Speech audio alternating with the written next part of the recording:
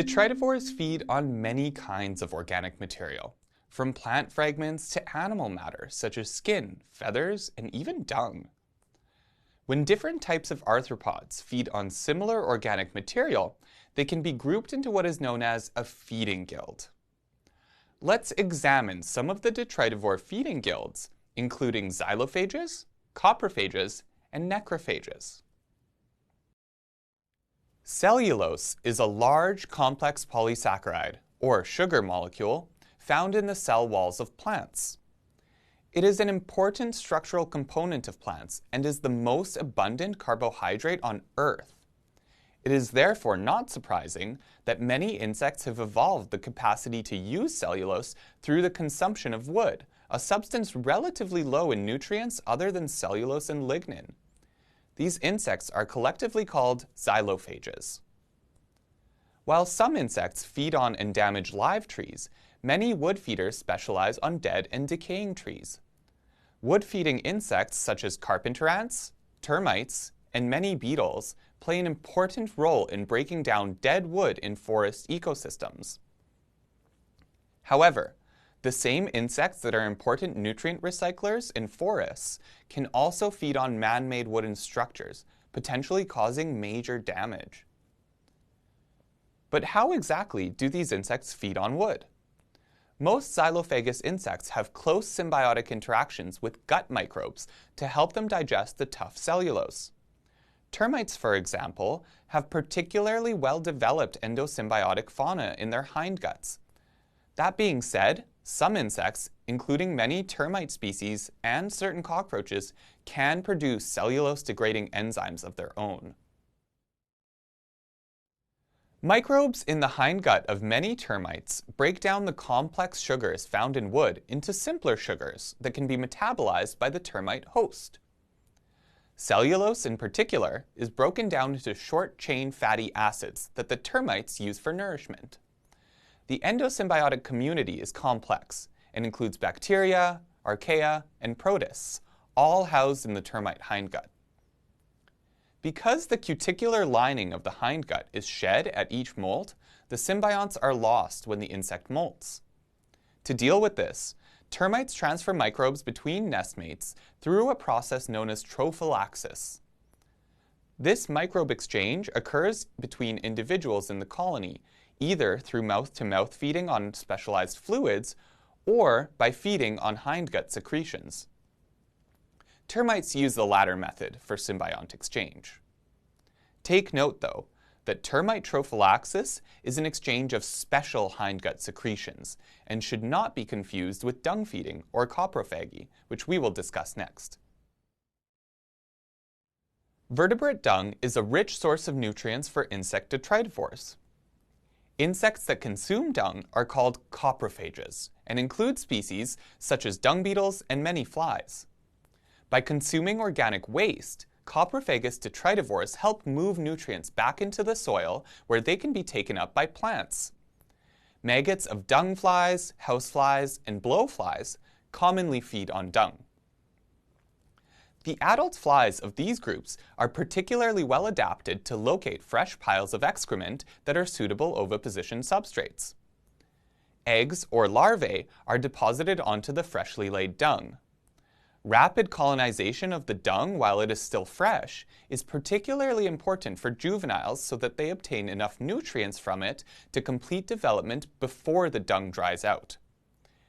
In some cases, small phoretic fly species, such as the lesser dung flies, will take advantage of another species' ability to locate and access dung piles by hitching a ride on a larger coprophagus insect. There are several groups of beetles that feed on dung, though the most well-known are probably the dung beetles in the family Scarabaeidae. You may be familiar with these beetles from their prominence in Egyptian mythology, or their starring role in some movies. We will learn more about the place of insects in mythologies and pop culture in Module 12. Some adult dung beetles gather the excrement and form it into a ball, sometimes working in pairs. The ball is rolled to a suitable location where it is buried and used as a deposition site for the female's eggs. The larvae that hatch feed on the dung supplied by the parents in the nest chamber. Some adult dung beetles will also feed on fecal material, but only on the fluids and finest particulate matter or on associated microbes. The dung burying behavior of these beetles protects their food from competitors, predators, and unfavorable climatic conditions. Rather than making a nest, some dung beetle species will burrow directly into the dung pile to lay their eggs. Many species of dung beetle also exhibit biparental cooperation, as both male and female beetles work together to build a nest and provide food and protection for the offspring. For some dung rolling species, the production of the dung ball can even serve as a sexual display to attract mates looking for a big pile of poop. Some species of dung beetles have evolved an alternative strategy. Rather than gathering and preparing their own dung, these beetles are kleptoparasites that take advantage of nests prepared by other dung beetles. Coprophages are important recyclers of the nutrients in fecal material. They are particularly important in the management of pastoral farming ecosystems, where the dung of cattle and other livestock needs to be rapidly transformed into usable nutrients. If dung is left on the ground too long, it can impede plant growth through lack of light or nutrients and seriously deteriorate pasture land. This in turn limits the available grazing area. Some researchers have suggested that dung beetles may help reduce parasite infestations in livestock by removing fecal material that could otherwise incubate parasitic worms. Furthermore, dung beetle activity may also suppress the breeding success of pestiferous flies due to interspecific competition for resources. Let's hear from Dr. Kevin Float, an expert from Agriculture and Agri-Foods Canada on the decomposition of dung and other fecal factoids.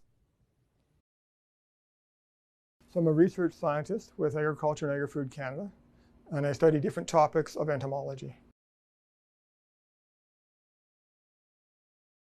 Insects can play a very large role in dung decomposition, but overall there's other factors that are equally or more important.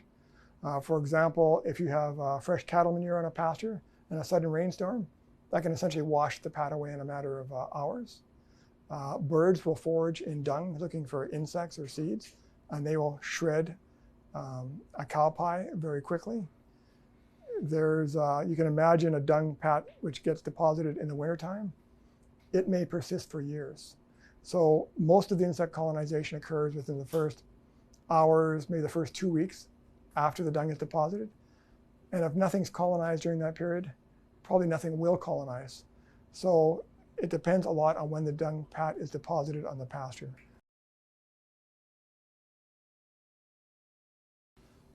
It depends on what the animal might have been treated with. So most livestock or cattle, for example, are treated with some sort of a parasiticide product. Depending on what parasiticide is used, residues appear in the dung, which can affect the activity of the dung insects and consequently have implications for how quickly those insects can break down the dung. Any factors affecting insect activity, so if the pie is deposited at nighttime versus daytime, in the shade versus full sun, again, time of the year. It also would depend on what insect species are present where the dung pie is deposited. So one of these groups we call detritivores, and these are beetles that are attracted to fresh dung to feed, but they don't actually lay their eggs in dung. They come in, they feed, they disappear. Their larvae would develop in cropland or rich organic soils. And then we have another group. I refer to these as dwellers. So these are dung beetles. The adults will arrive at a fresh pie. They'll dig and tunnel into the fresh pie, mate, lay an egg, and that egg will hatch into larvae, and the larvae will develop in the pie as it sits on the surface of the soil. We have another group called the rollers down here, and as you might expect from the name, these adults will come into a fresh pie, and the adults will actually remove a bit of the manure and form it into a ball, and then working as a pair, male and female, they'll push that ball of manure away from the pie some distance. It could be a matter of centimeters or a meter or more, and then bury it underground. And in the tunnel where they bury the manure, they'll lay an egg. so that when that egg hatches into a larva, the larva has a ready food supply, and it'll feed on the buried manure. And then we have another group called tunnelers here in the bottom, and the tunnelers are very similar to the rollers. It's the adult that arrives at the fresh dung pie, and the adults will rip apart the pie and make it into small balls of manure, and then they tunnel directly beneath where the pie is sitting into the ground. They'll bury the manure in the tunnels and then lay an egg, and when the egg hatches, the larva has something to eat. They can rip apart a pie and spread it within a matter of hours or days, whereas you can have a lot of dwellers coming in, but degradation from dwellers, because it's larval feeding, can take months. So you got the little head up here. You have the 3 pair of legs that all insects have up here. But then the rest of this is the abdomen. And like the rumen of a cow, the gut of dung beetles have specialized microorganisms designed to break down plant fiber. So different bacteria than you'd find in a cow, but the same function. And that's why dung beetles take so long to develop from egg to adult, because the quality of their diet, plant fiber, is not very nutritious. Other insects, for example, like flies that are feeding on bacteria for the life cycle, can go from egg to adult in a week or less, depending on temperatures. If you have a fresh cow pie on a pasture, the grass beneath that pie cannot be gray. So it's immediately taken out of grazing as far as the cow is concerned. And then the nutrients from that manure will leach out into the surrounding area and fertilize the grass. But because there's so much nitrogen now surrounding the pie, that grass comes up not as healthy, but as almost a nitrogen rich, almost rank. It's like a green halo surrounding the pie. Cows don't like that grass, so they avoid it. So if you look at the amount of dung deposited by one cow on a pasture during a day and assume the pies don't overlap each other, it removes about 1 meter of forage out of that pasture per cow per day. We do a lot of our research on native grassland in southern Alberta, and there are species associated with native grassland that we don't find on tame pastures, so pastures in which the land has been plowed up and planted to grasses. I have canthon species, these tunnelers or rollers. I love because they have a lot of very high level of paternal care and maternal care for their offspring. It just depends. Animal corpses, also called carrion, are nutrient-rich resources that can support a wide diversity of organisms, many of which are insects. Carrion-feeding insects, called necrophages, convert complex organic molecules within the carrion into simpler compounds and release them into the ecosystem. Carrion, like dung, is a short-lived resource which is only available for brief periods of time. Therefore, necrophagous insects, such as flies and carrion beetles, have evolved to be highly sensitive to odors of decay and can quickly find carrion in the immediate area. A good example of necrophagous insects are the carrion beetles in the family Sylphidae. In most carrion beetles, the larvae and adults feed on vertebrate carrion. However, adult beetles may also feed on carrion-associated fauna, such as maggots and other beetles. Many carrion beetles have to compete with other necrophagous insects, such as blowflies and flesh flies, for resources on large carrion. Carrion beetle larvae may have a key advantage, though. In some cases, symbiotic mites that are transported by the carrion beetle adults feed on maggots already present on the corpse, reducing competition for the beetles. Carrion beetle larvae don't just have to compete with other insects. Since the beetle larvae take several days to reach maturity, they must get all their nutrition from the corpse before colonizing bacteria and fungi digest it, since carrion is very susceptible to microbial decomposition. To deal with this, carrion beetle adults remove the fur or feathers of their prize and cover the skin of the animal in oral and anal secretions that contain their own cocktail of symbiotic bacteria and fungi. These microbes compete with other colonizing microbes for a place on the cadaver, but do not digest it as actively as the other species. Instead, by taking up space that other microbes could colonize, the protective layer of the beetle's microbes prevents other species from consuming the dead body, helping to preserve the carrion for long enough for the developing larvae to mature. The beetle's fluids also contain antimicrobial compounds that can further stunt the growth of unwanted bacteria and fungi. There are some species of carrion beetles that specialize on smaller corpses, like dead rodents.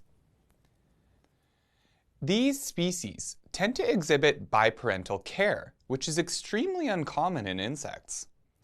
The beetle pair bury the carrion resource, where the offspring have exclusive access to the food.